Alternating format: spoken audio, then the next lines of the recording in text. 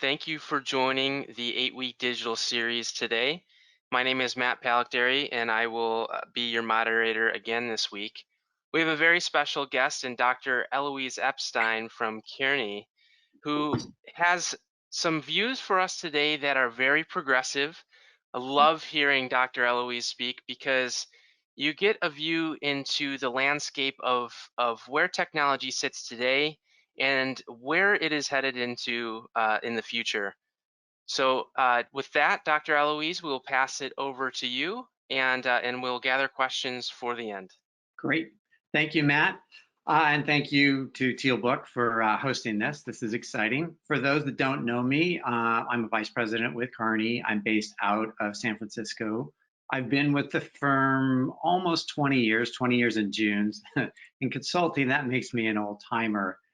And I do digital procurement strategies for companies. And I help companies bridge where they are today and get them to the future. In addition to being in doing my day job, I am on ISM's Thought Leadership Council with Stephanie and a bunch of other forward-thinking leaders. And I'm also on the Procurement Foundry's board, advisory board, and I'll talk about Procurement Foundry later because that's an interesting development. And for those that are interested, we will be talking maybe, hopefully not too much about politics. We'll see. But what we will, like there are a lot of economic issues, and in a couple of weeks, I'll be interviewing an economist, and we'll be discussing these macro trends from both a historical and a economic point of view. The content I'm going to discuss today stems from a series of white papers that I co-authored with a partner out of our London office, all about the future of procurement. This is content that was developed with clients. There's nothing worse than a bunch of consultants sitting around a room trying to figure out the future. It's truly dreadful. So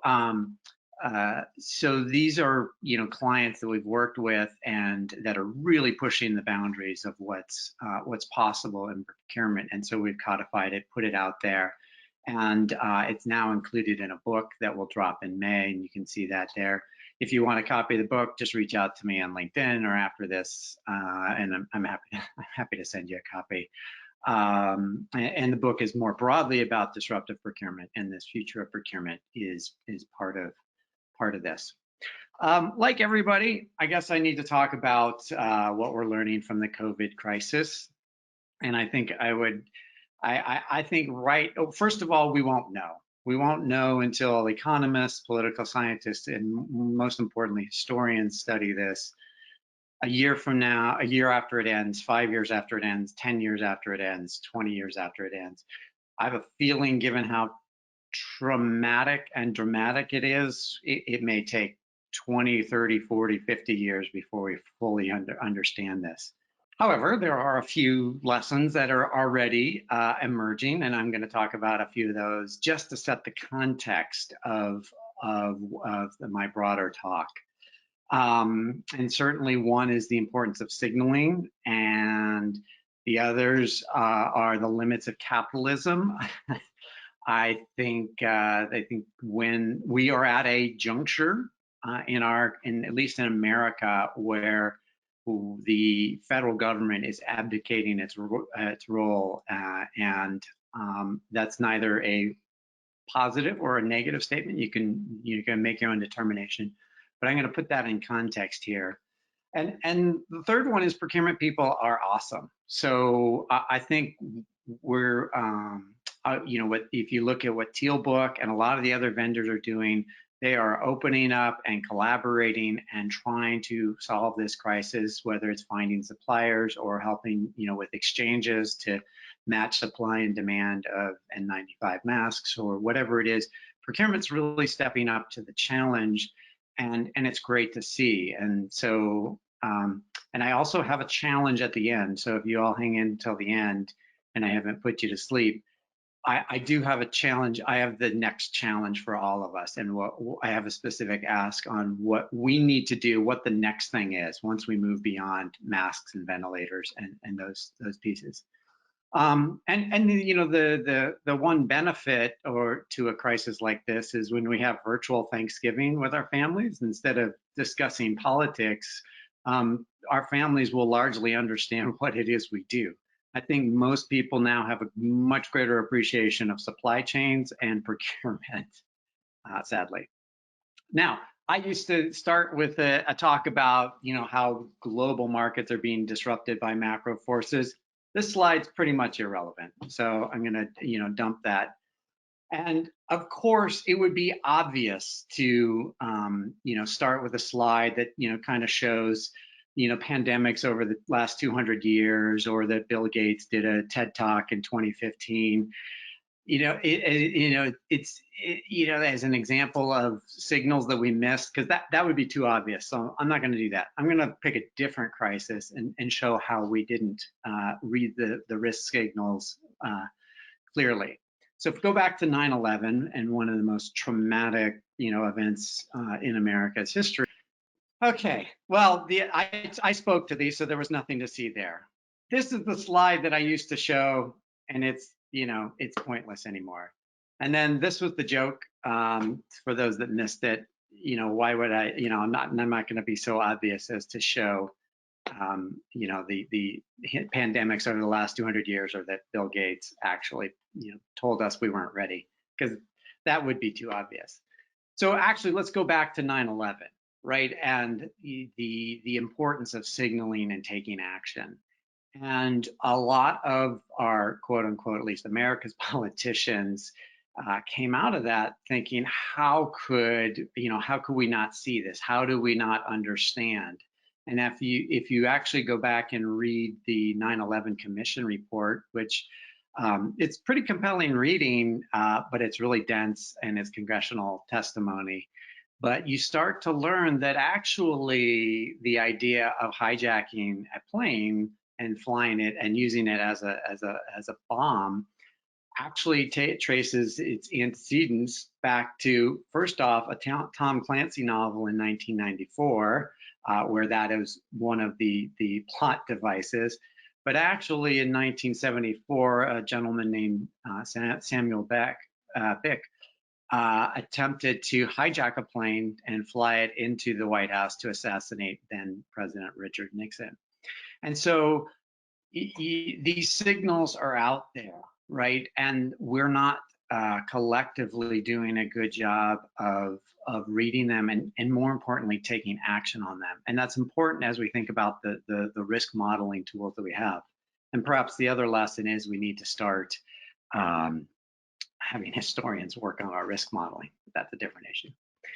And of course, we're living in unprecedented times, but I want to take you back to World War One, and I'm sure everybody's at this moment thinking, oh my God, how do we jump into the history? Where are we going with this? But trust me, we'll get there. But if you think about World War One, what would the ideology that we think about is we think about soldiers in trenches and, you know, this very bloody warfare where you know, the soldiers are running across no man's land and getting cut down. But if you actually look at what World War One was, it was the first industrial war.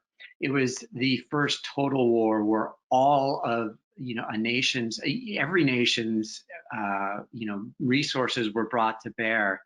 And it's the first industrial war. Well, it's also the first three-dimensional war where we have land, air, and sea battles.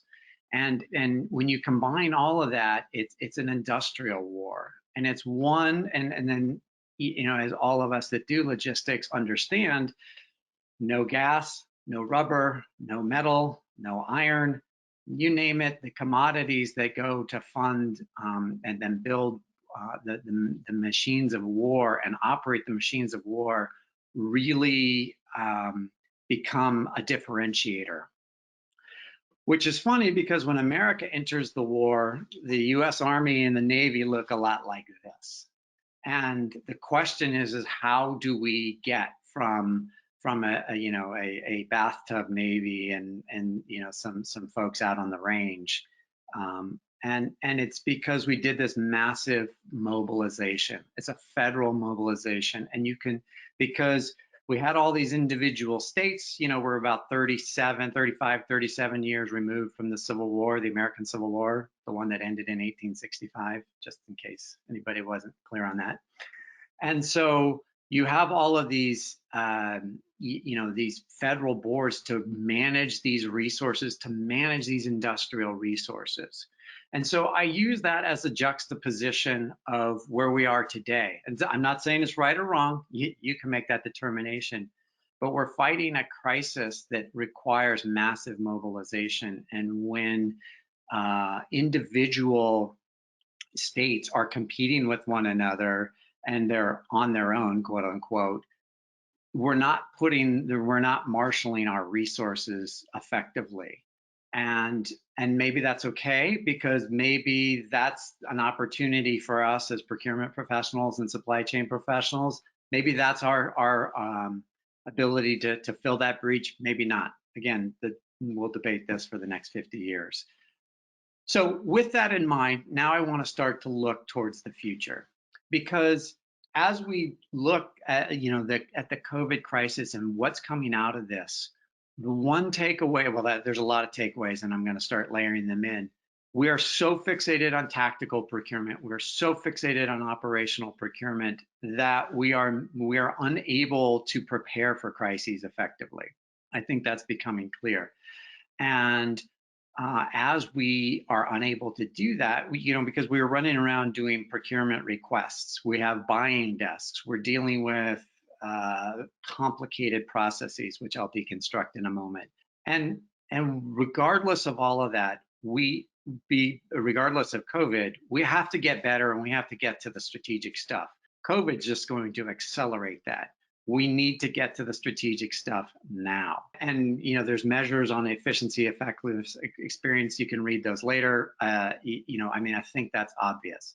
But when we look at our traditional procurement process, it's very linear and it's very rigid. And this is completely and wholly inadequate to support the digital revolution and to manage a crisis like COVID. Because the moment something like COVID hits, this entire process breaks down. And when TealBook and Resolink and Cievo and all the other vendors are offering their services, it's because the fundamental processes underpinning our procurement are outdated, totally inflexible, and just flat out wrong. And I would add one more commentary here that's beyond digital, is this idea of directs and indirects. That's another casualty of COVID, because we can't think like that, because and tiering our suppliers is also going to change over the next few years, because yes, you have materials and commodities that go into manufacturing your product. But guess what? If you don't have hand sanitizer or janitorial services, your factory is going to be shut down. So all of a sudden, ancillary indirect categories that didn't take very much, attention beforehand, all of a sudden become very, very important. And so, whereas in the past we might have done tier 1, tier 2, tier 3, and tier N, segmentation, we need to rethink that a little bit, because we need to look at our suppliers holistically and with a lot more attention to detail. Doesn't mean we do a lot of strategic stuff necessarily with them, but we also need to get smarter about that. And because we have digital tools, and this is sort of the transition, we can actually look at our supply base much more granularly and without a lot of human intervention. Which then, of course, leads me to the problem with today's technology. And because the technology that underpins that broken process is poorly adopted. It's poorly designed, it's poorly adopted, and each of these Harvey balls on here show various degrees of immaturity. And after 20 years, there's no full Harvey balls. And some of these are actually regressing. Up until January, I started to, I talk to clients every week. I'm surprised at how few clients the number of clients that don't have spend visibility is going backwards. Like, how is that happening? And sourcing, like the amount of coverage and velocity in sourcing is still not where it needs to be. And on and on and around this, and I can spend an hour on this slide, and I promised Matt I wouldn't do that. But essentially, what the takeaway is, there's no single source of truth. It's inefficient. There's inability to give good user experiences to our different user personas. And the takeaway here is that we need better technology. And it's not that the technology doesn't exist. It actually does exist. And that's what I'm going to talk about next. Is the reason things are so challenging is because for the last 20 years, we've purchased solutions, these suite solutions that were built on the previous processes. So the last two slides were anchored across this idea of supplier management, sourcing, contract management, risk, so on and so forth. And that's the first thing that has proven to be inefficient, as well as if you are looking to buy a suite today, first of all, don't. Second of all, or at least don't sign a 5-year contract. Second of all, if you evaluate all the vendors across these dimensions, they're roughly the same. It doesn't really matter who you pick. And my argument is going to be, just to foreshadow, is that this is the wrong criteria. So if you are looking at evaluation criteria based on these dimensions, it's inaccurate and it's insufficient for the future. And even so, if you're going to more to the point, if you're going to market and you are doing it based on these criteria, it's also insufficient. And if a consultant does it, there's no excuse, because then you've hired the wrong consultant. So what's happened, so we have these big six, and by the way, the big six are going to be the big four, I think, over the next couple of years, maybe even fewer, because the business model is changing, as is the technology architecture, which you'll see. Because there used to be the big seven with MTORIS there, and MTORIS went out of business, and I don't think the market's big enough to sustain six. I don't think it's big enough to sustain four in this current model. And at the same time, there's been an explosion of new technology and new startups, and TealBook is a perfect example. And I track the startups in this space. I'm tracking 96 startups and over $1 billion in venture capital funding. And that $1 billion doesn't include Scout's 540 million transaction. And what that's telling us is that the big six and just buying a single closed loop suite system isn't good enough. And the problems that emerge out of that, there's a lot of value. And there, in fact, there's tons of value to go after. And those of you that are TealBook customers know this. Those of you that use any of these others, in essence, there is just a burgeoning industry of procurement-related startups. I'm not even talking about supply chain startups. That's a whole even bigger, more complex market.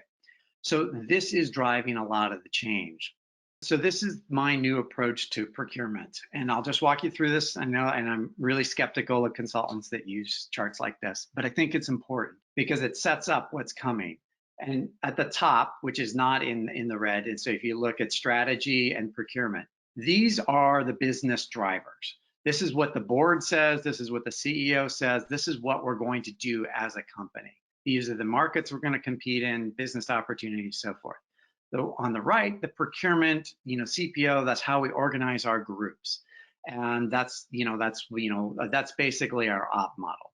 Underpinning that is an entire ecosystem. And, we can debate the individual pieces of it. And some of these will look familiar, right? We have to have a capability of requisition. We have to have suppliers and markets and networks. We have to have insights and forecast. We have to do settlement and clearing, and the demand and supply matching is sort of the new evolution of sourcing, right? We have supply and demand and pricing and the economies around that. I'll talk about the community later, but essentially we need to start thinking about collaboration outside the four walls. So let's talk about the ecosystem. So this, to me, is what the future of procurement technology looks like, and actually it's already emerging. Like I've been sort of giving variations of this talk for the last 18 months, and it changes every week even. And now I can already see, I can see quantifiable evidence, which I'll be writing about here in the next few weeks, about how this architecture is finally coming to pass. And it's not because I'm some brilliant person that came up with this. It's because I just adapted the Salesforce model. This is what's happened on the commercial side of the business. This is what has to happen on the operations side of the business, and where we, how we manage the external spend. And so the takeaway, well, there's a lot of takeaways here, but the first one is you need to use these best of breeds. And because it's not because you need a whole bunch of tools, it's actually because you need to get very precise in the capabilities you need to do. One sourcing tool is totally and wholly inadequate to do sourcing, to get 95% of your spend through through a single tool is impossible. There's too much nuance, there's too much variance, there's too many consultants coming up with new ideas that one tool is inadequate. So you need, I would argue, 4, and maybe next year, a year from now, you might need 6 tools in sourcing. That's how sophisticated it's becoming. Analytics is one thing. There's category solutions, and so the big push has to be around this hub platform. Call it an exchange, call it the Salesforce or procurement, whatever you want. That's what's going to make this work. For those of you who are wondering, that we can have a discussion about how to deal with CIO. But the CIO has seen this before. They've seen it on the commercial side. They've seen it in some industries. When I do work with banking and high tech, and they understand this. This is not new for them. This is new for procurement. And so the push is the and the real question is, who's going to be the hub? Who's going to be the platform? And I would say that's emerging. I'm not going to tip my hand as to, because nobody has established that space, but I think there are good entrants, and they're logical people that can fill that space. Certainly the big 6 have the opportunity. I think most of them are going to stumble and trip and not make use of that opportunity. I think the Salesforces of the world, I think the Amazons have a chance, but there's no indication that they do want to do that. Workday certainly would be an option. And then I would also put it out there that I think there are at least one startup that maybe a couple that may flex their muscles, might be partner, might move to that center and be that center piece. And so if we, since we're going to be going down this path, then we need a new evaluation criteria. Oh, by the way, just a couple things. On this slide, these are just illustrative, and the number of logos changes all the time. I'm adding them, subtracting them. People move all over the place as acquisitions come, as they come and go. This is just meant, the takeaway from this slide is the complexity and the nuance. It's not that I'm advocating anybody on this slide. And if you happen to be a vendor and you're not on the slide, you're welcome to follow up with me afterwards, and I can add you to the site. It's not a scientific process. But what is a scientific process is the new criteria we need to evaluate vendors. So I don't care if it's the big 6 or the startups, we need to evaluate them across these dimensions: user experience, quality of data, analytics, automation capability, the ability to do best of breed, and the ability to grow the business. And that gets back to that strategic option of where we're going to go in the future around doing more strategic procurement, not tactical procurement. So if we reshift the criteria based on these dimensions, then you can see exactly how poor the big 6 play, at least today. And so it just becomes a stark contrast, because when we were using the old evaluation criteria, it was a little like, oh, well, you have best of breeds good at this, capability A, but oh, we have the whole closed loop system. So it kind of gave you a sense of comfort, a false sense of comfort. Here, though, when we reset the dimensions, it completely shows exactly how big, how the big 6, their house is on fire.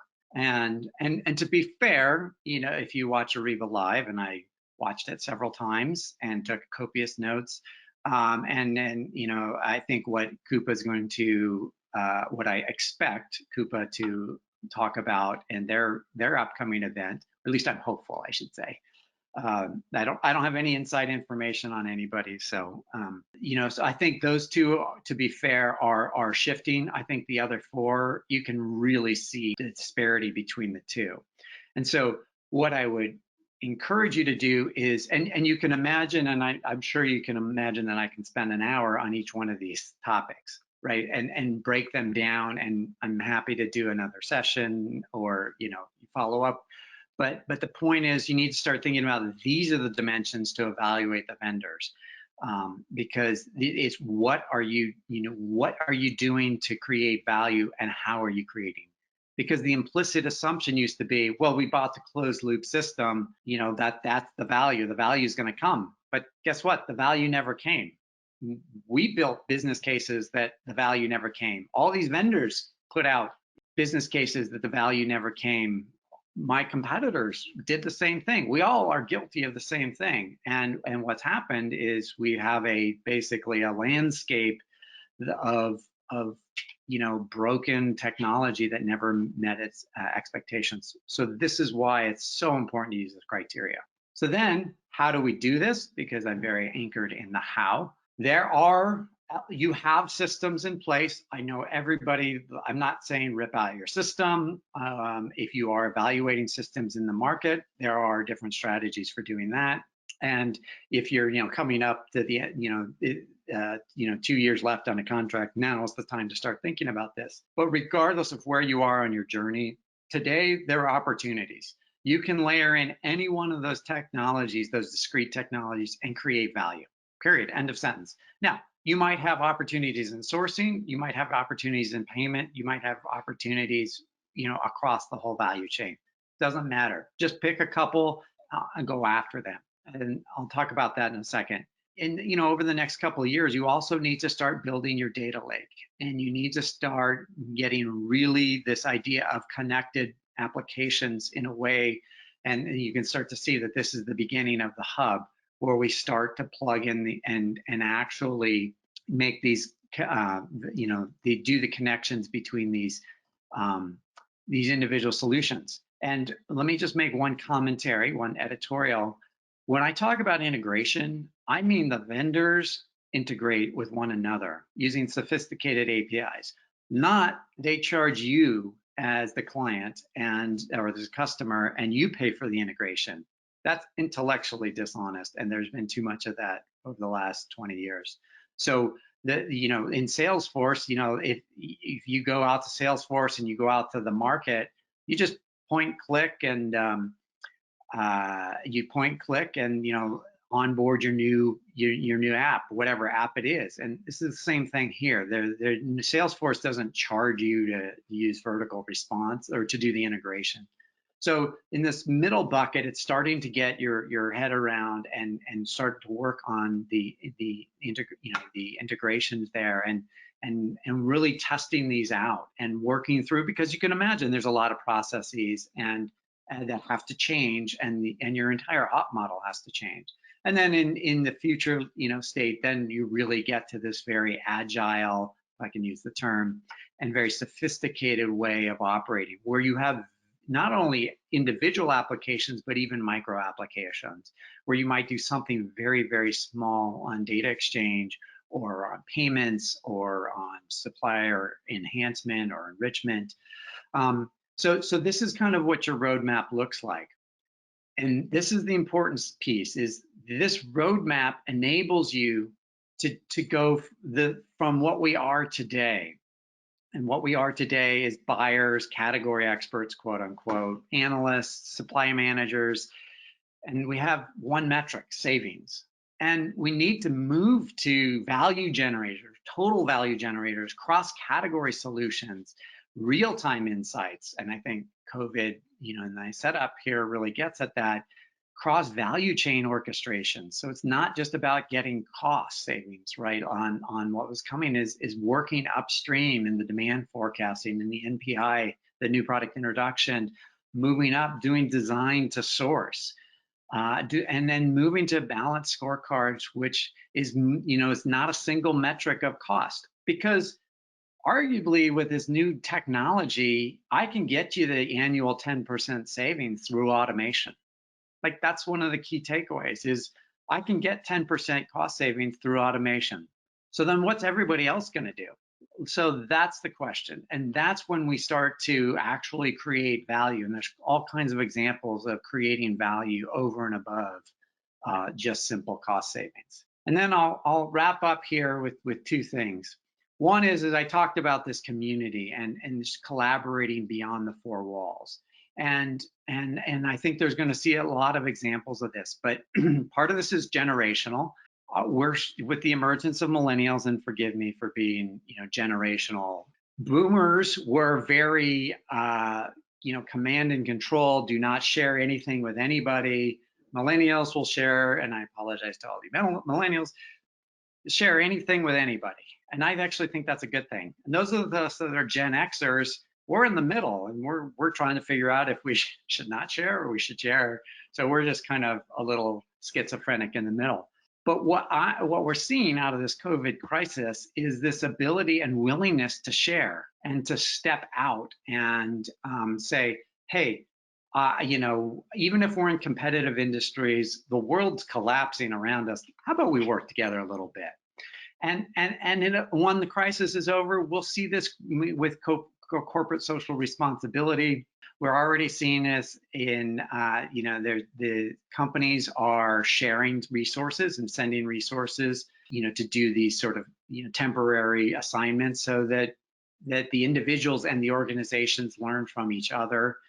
By putting boots on the ground and sharing, and it is very successful. And you're even seeing the reemergence, I'll say, of group purchasing organizations where a bunch of companies come together. There's a question about the viability, but I'll just show you an example of like this is from Procurement Foundry, but you're seeing a lot of this because I didn't want to highlight any particular vendor, and this is just that this is the community. But if you actually look at the exchange here, there were a lot of exchanges about N95 masks on where to get them and who has extra and redistributing them. And there was a lot of examples of this. And when I saw this and I show this to people, that really talks about the power of the community. And one vendor can't build the community, right? The community is all of us, and it's how we do this. Because I'm getting towards the end of time, and I promised Matt I would not go wildly over, although we'll see. These are my 4 takeaways, and probably I'm going to go in reverse order. The first one is obvious, right? Change the way you evaluate your digital systems. I talked about that. Put the R in SRM. And I think that's the relationship, right? How many, suppliers did we just beat on for cost savings? And I'm not even saying, consultants are guilty of this. So I'm not putting this on necessarily individuals. This is a collective problem.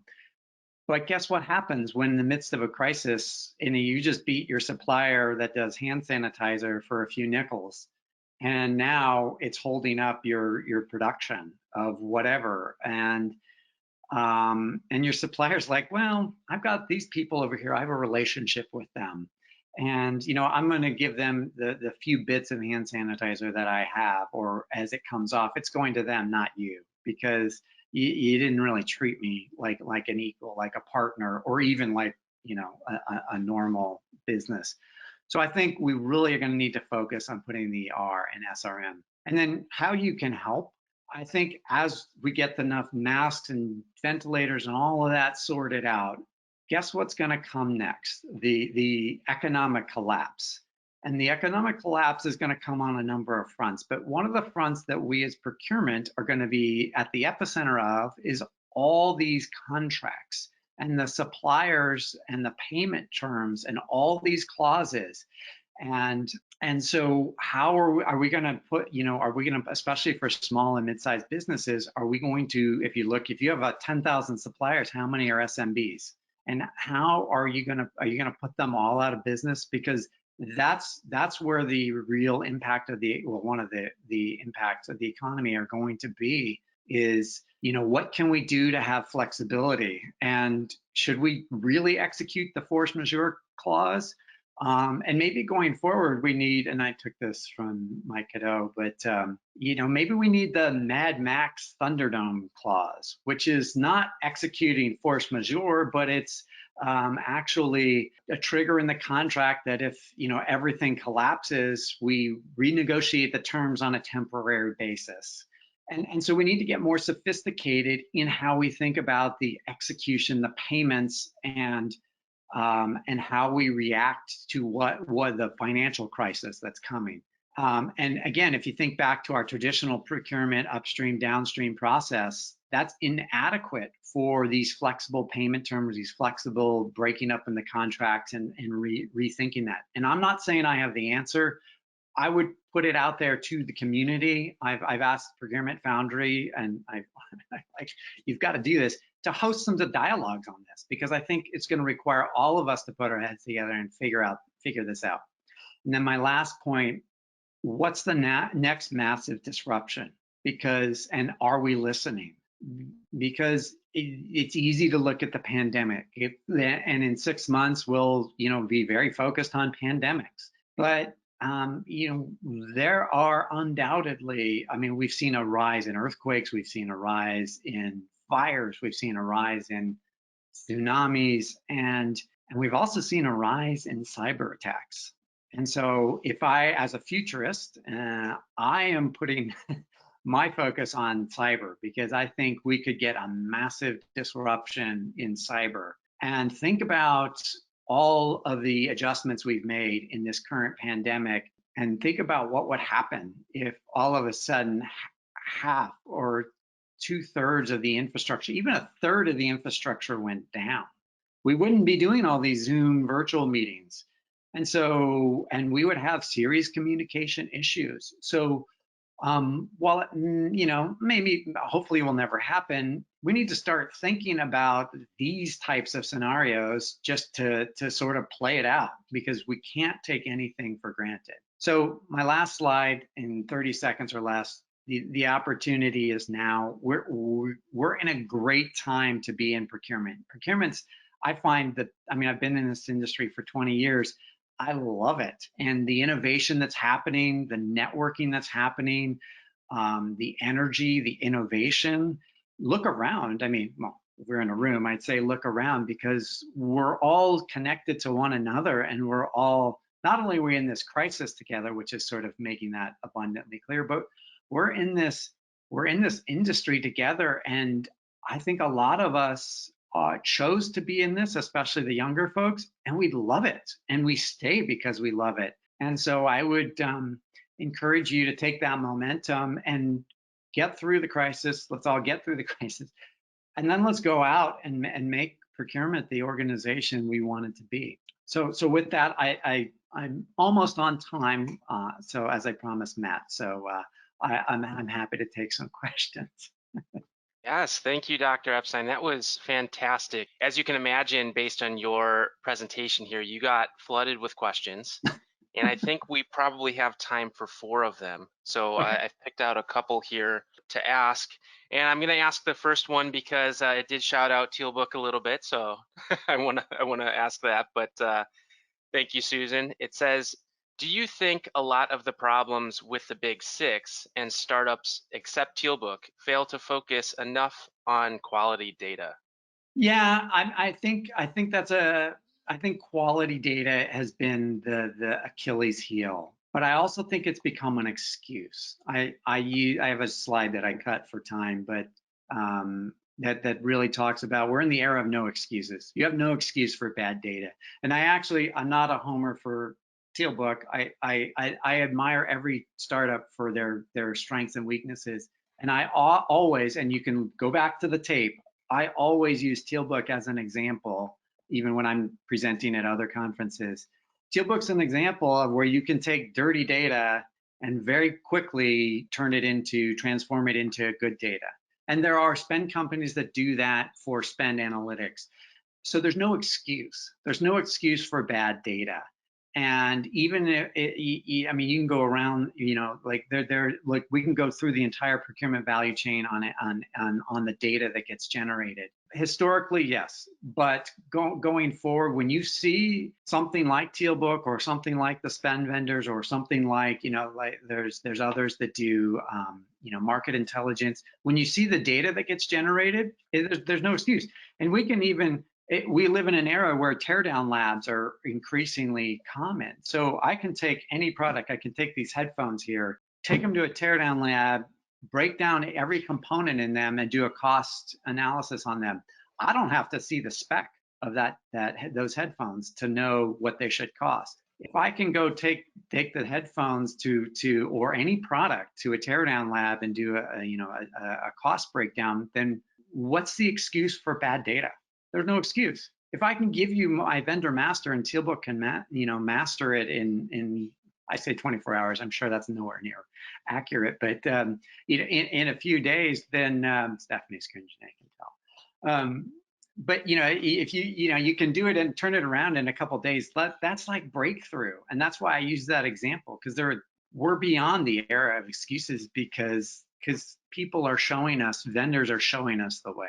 And I'll just say one more thing because this is a hot the big six promised this and they failed to deliver, and then they told you, they sort of did this gaslighting thing. I'm not saying they gaslit us, but they did, oh well, you're doing it wrong, or you need to integrate all your ERP systems first and you need to do all this first. No, like that's not true, and we've seen the way. Hopefully that got to the question, the answer. Well, yeah, that was a fantastic answer. So we have three I'm more long-winded. here. No, we have three more, and please answer them. We have the time, so we can give thorough answers if you like the questions. This question says, your slides seem to convey that a best in breed approach is the way to go. How do you approach this discussion with IT in more detail? So I get this question almost every day, and I love it. Well, first of all, IT people tend not to care for me. They're not my friends. But what you'll find, there's a few arguments. First off, IT always says, well, show me the value. If there's no value, like what's the business case for doing this, right? Which is a completely lazy approach. Because if you go back to my spider chart, I can give you a whole lot of value on each one of those vendors. So building the business case is simple. So to put that up as a roadblock is silly. I censored myself politically there, but it's a silly approach, right? Because if we are managing our external spend, not only can we create massive savings very quickly, we can also, and it gets back to these corporate board strategies. We can enter new markets. We can create value on corporate social responsibility. We can create value. So it's not, so don't pin me into a big six provider just because it makes your life in IT better. More forward-thinking CIOs actually see this, right? Like I presented a couple months ago before the quarantine, and the CIO was in the room, and for a good chunk of the slides that you saw, I was like directing them at him just to see how he'd react, and he was totally nonplussed, and he was like, yeah, no big deal. Now you as a procurement, he put it right back on procurement and said, you as a procurement need to understand how you onboard, offboard tools and how you evaluate them. And I'll pick up that on a second. So I think there is a piece around that, that if you have a forward-looking CIO or one that's willing to partner. But another element of this is that procurement needs to ask IT for what they need, not wait for IT to tell them. And I'll use a very specific example. Every IT organization has a data lake. They invested in data lakes 10 years ago when big data was a thing. And so everybody has a data lake. What we don't have is procurement data lakes. And it's not because they don't exist or they're not necessary. It's because we as procurement have never articulated what we need in a procurement data lake. One of my white papers is exactly focused on that topic. And so part of our best of breeds kind of do feed into this data lake concept. So it's a matter, in some cases, it's a matter of just articulating what we want and what we need and letting them solve it versus saying, hey, we want these 30 vendors, because that can be an overwhelming conversation. And then when in doubt, then take it up at, not you necessarily, but then it becomes a board level or an executive C level rather discussion. And we do lots of top down interventions, and our competitors do too. And that's one of the things, because if you, and I think we'll have a lot of business cases coming out of this crisis, because the fact that we can't keep our factories moving because we don't have this, or because we can't get supplier, we don't understand like we don't have insight into the various cost drivers, or if the price of oil is crashing right now, what's impact on our business? Those are C-level, board level issues that transcend the CIO, because ultimately, you can get so there's like 3 or 4 different ways to get around that. I'll just give you one other long-winded response, but also the other way to approach this, and I didn't talk about that because I forgot, but is one of the approaches is also just to set up an MVP factory, a quote unquote MVP factory, where you take a handful of startups and you do run MVPs with them. And you start to build the organizational awareness and prowess to evaluate, possibly onboard, or evaluate, test and learn, and onboard or offboard these technologies. And so that gives an opportunity for IT to work collaboratively. And so we've seen that as a lot of success. And on the spider chart, oftentimes I'll get asked, if I had $1 million, what would I focus on first? And I think that's a useful exercise you can do with IT, which starts them to get them comfortable with this approach. And by the way, they don't complain about Salesforce. So once we have the platform, then they really won't complain about this either. So we have 2 more questions. One revolves around skill sets. So this says, what skill sets do I need on my team to shift to a best-in-breed approach that differs from a full suite approach? Yeah, so this is a big one, because most organizations, typically I go to most organizations, and procurement IT consists of half an FTE focused on managing the Ariba contract. That's not going to get it done. So as we move from operational and tactical and getting rid of these buying desks, and even to some degree getting rid of category managers, which is a whole different articulation. But what we start to get is we need to align around digital operations. We need to align around getting into the product lines, moving procurement upstream into the product lines, and then doing SRM and with really a focus on the R, as I said. And so as you start to break, work and capabilities, those 3 capabilities, that's new and different. And so if you have 100 people, you want a concentration of people in digital operations. And that might be in partnership with IT. That's okay. Like procurement doesn't need to run the data lake. They don't even need to, know what the plumbing is. They just need to be able to articulate and communicate with IT. And oftentimes I speak to IT on behalf of clients to sort of say, hey, look, we need this supplier information, we need this transactional information, we need this benchmark information, so on and so forth.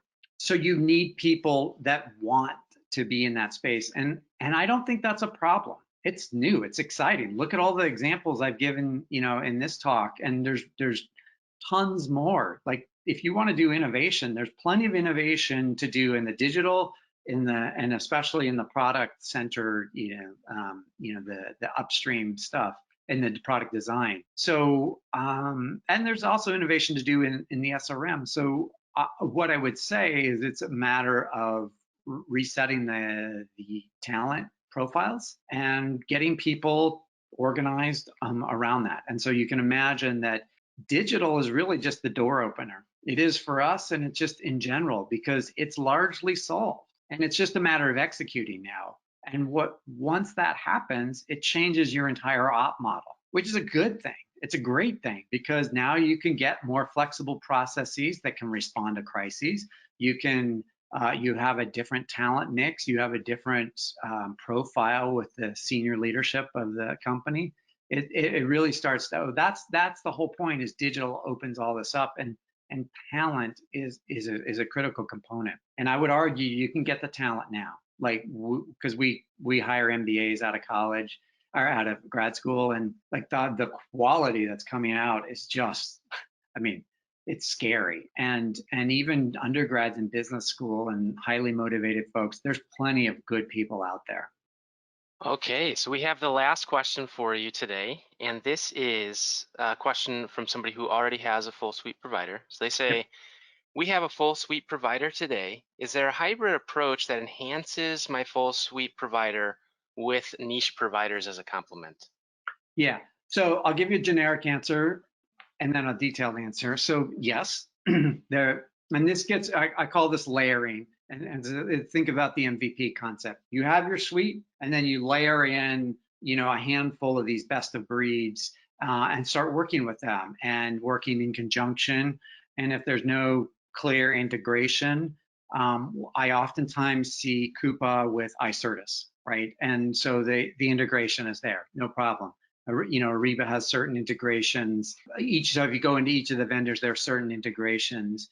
And then there's some tools, like if you're going to use a market intelligence tool, well, you don't really need to integrate it. So that's what I talk about layering. So you have your suite, and then you have an eye towards when that's going to renew, and you're probably hopefully not going to renew, or at least renew in the current structure. And then you'll do your MVPs, take your $1 million or your 5 MVPs or your factory where you're going to do 20 MVPs and just layer it on. And the reason you do that is because you don't want to force a fight with IT. You want to be able to give them, the opportunity to partner with you, and to not for like if you said I need 5 tools integrated into my suite, well, that's going to kind of kill the whole project because it's going to cost so much overhead to do that. But if you run them in parallel and think about it in layering, with minimal integration, either it exists or it's very light, then you'll get rolling and you'll start to get the benefits.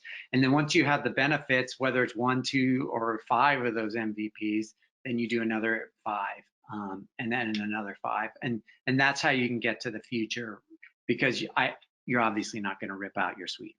Well, thank you very much for joining us today, Dr. Epstein. I found the conversation very intriguing, especially the pieces at the beginning, and then seeing how you see the technology shifting over time.